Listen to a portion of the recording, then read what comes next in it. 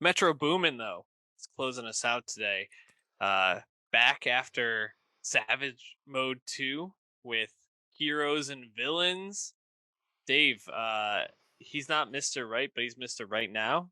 And Metro just always seems to fucking get the most out of these people that he's working with, and I think that just continues on Heroes and Villains. I don't think that this is I don't think there's any of the bangers similar to Mr. Right Now. Like I don't know if there's any tracks of this I'm gonna be like, that's like top 10 of the year for me. Maybe Mhm. you'll have a different opinion, but just a really pleasurable listen throughout. And 21 Savage, everything he's on, I just really enjoy. He might be my favorite like rapper at the moment.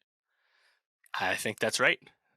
Metro Boomin, of course, coming up right alongside 21 Savage with the first Savage mode back in 2016. And since then, is he not like the preeminent rap producer in the last 5 years? I was thinking about I this, think and so. I think he is. And a big part of that has been his association with 21. We love Savage Mode 2 at the end of 2020. But even before that, of course, he did Without Warning with 21 and Offset, and he had his other solo record, Only Heroes Wear Capes, and it's like he just like I think you said it right. Like he brings out the best out of his guests in the way like a DJ Khaled does not, obviously, you know. And Metro Boomin production, whether 21's featured on it or not, the Metro production in general, like I've always just admired. Like it has like a cinematic, like glossy sheen to it, Totally. and he really knows how to go into the darkness, especially when you have someone like 21 rapping over it. And like, man, like he can make those beats that'll haunt your dreams. Like he can like, get really dark, and it's just so fun. But like the way he sprinkles in like piano keys and stuff, like Hmm. it's funny, I think, to hear like this kind of darkness in trap production. Of course, we associate that with drill production all the time, but to get it, I think, on the trap side of things, I think speaks to like the Metro personality in his music. And yeah, like I think there's just a bunch of fun bangers on this one. Shocker, right? Yeah, I know. It's like you go track to track and you just find yourself like bopping along and just totally into it by like the 20-second mark of every single one. Also, he just has a great like call tag, the Metro, just like a Yeah. great Metro call don't tag. trust you. He's gonna shoot you. Yep. Still true. I mean, maybe one of the greatest drops ever, and we Yep. can't listen to it anymore. It's too bad. Anyways, Dave, tell me what was like the first track on this album that really just grabs you? Honestly, superhero track 2 with Future. I thought Future sounded Yeah, great, and the horns for Metro on Superhero those sounds horns, awesome. dude, so good. And I couldn't believe how much I was enjoying Future on this track. It's been a long time since I think I said that. Yeah, no, I think that one's great. That one's currently number 3 on US Spotify right now. Not surprised. I think that one's awesome. Um, and then yeah, like I think you just kind of like rip through it, right? You have a lot of 21 on this. You have a lot of Travis Scott on this. I think Travis sounds pretty good overall, but I think obviously we're going to gravitate towards 21 right now. And once we get to Umbrella with Oh yeah, 21 and his cousin Young Nudie, like as soon as like the beat drops in, you have 21 just going, okay, okay. it's so I'm like, fucking good. let's fucking go. And is it the best 21 feature of the year? No, it's not. We had a lot of good ones with on her loss, of course, but I love them, and I think Nudie sounded great too. And I just have so much time for like 21 on Metro Beats at this point. Still, Umbrella is so great because you have the like chorus like tuned up and just like totally driving it home the first like 25 seconds, and then it all just fucking gets ripped away, and it's just like one piano key and just 21 like okay, and you're just like, oh so fuck, good. we're fucking doing it. It's just so it's so good.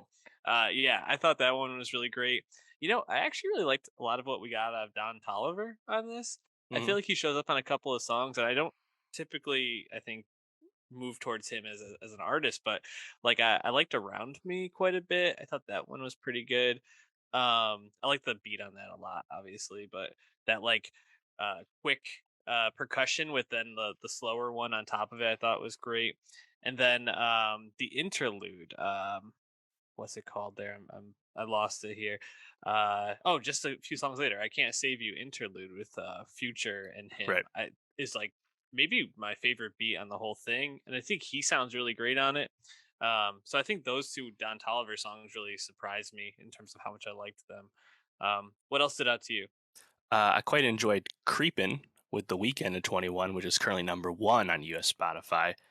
And that I didn't realize this until I looked it up, but that is a remake of a 2000s R&B song by Mario Winans. I don't want to know. Oh, you don't know 21 that song? No, I don't really know that song. No. Oh, dude, 21 it's so replacing the good. Diddy feature, of course. The Diddy feature is so good. That's one of my favorite. Like, I could probably rap that whole verse for you right now if you wanted me to. I won't, Yeah. but I could. 2000s R&B is a bit of a hole for me, admittedly. But that's cool. That's inspired for sure, right? Definitely. I think Metro said his manager actually suggested he like flip or remake that song, and that's where it started. Pretty cool. Um, I think the weekend sounds great on that, and then you have Mhm. 21 dropping in, still finding a way to fit on a song with the weekend. Sounds awesome. Right after that, Niagara Falls, Travis and 21. That one's pretty good. Um, at the end, I really enjoyed. Um, Welcome Down with the piano for Metro on Yeah. that. Just really I was great. say you can't jump over that one. Also, the Yeah. fact it's called "Walk 'Em Down, Don't Kill Civilians" is fucking hilarious. Right. And then Feel the Fire, posthumous takeoff first. I think the first one we've heard. Still so fucking sad about that. And Mhm. then Rocky, I thought Rocky, ASAP Rocky sounded great. Yeah, I really love the way they work in he did this a lot on this, but having the like kind of sped up beat underneath and then bringing in some like slower beats on top of it is just really worked for me on this. And yeah, on Feel the Fire, I feel like he does that really well. Um, Overall, just from start to finish, a lot of bangers, really enjoyable album.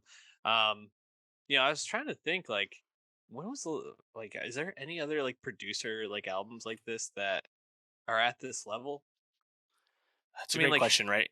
If you think of like recent producers, like no one's like on the Metro level, right? I think of like a Take Keith or a Jetson Made or a Take a Day Trip. None of those guys are like right here. You'd have to like go back to people that are like predate Metro a little bit, like Mustard or mhm. even further back, like Hit Boy, Alchemist. I think those are the guys that like in terms of Yeah, like Alchemist, album good making call. are like on this level. They're probably above Metro's level, in terms of making stuff with like Freddie Gibbs or um, Black Thought or whoever it might be. But I guess I think because the you fact that wouldn't. he's in company with producers like that who have had a career twice as long as him is says a lot. So yeah, I think he's. I mean, obviously, he's like the face of Atlanta producing right now. Absolutely, you wouldn't put Kate Tronada as a producer, more of a. I mean, I wouldn't put him as a rap producer. No, Yeah, he's a no. producer. Yeah, for sure. We love him, but no, I mean, he doesn't really make hip hop. True. Alrighty, well, we're gonna wrap up there with the music for this week. So again, Nostalgia Best of 2022.